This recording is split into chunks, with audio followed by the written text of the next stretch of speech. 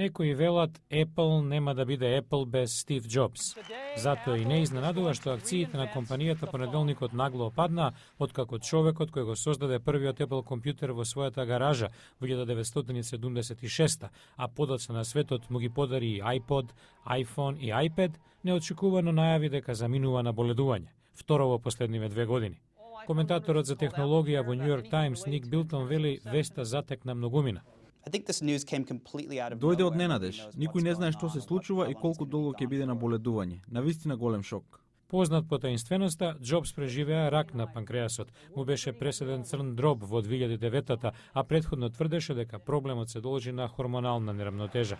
И покрај тоа што компанијата понеделникот изгуби до 20 милиарди пазарна вредност, аналитичарите сметаат дека нејзините акции ќе ја вратат вредноста поради приходот. За последниот квартал пријави рекорден пораст од 71%. Па сепак, Кара Свишер од Wall Street Journal е резервирана за иднината на Apple без харизматичниот основач. Нема замена за Стив Джобс. Тешко е да се најде негов наследник.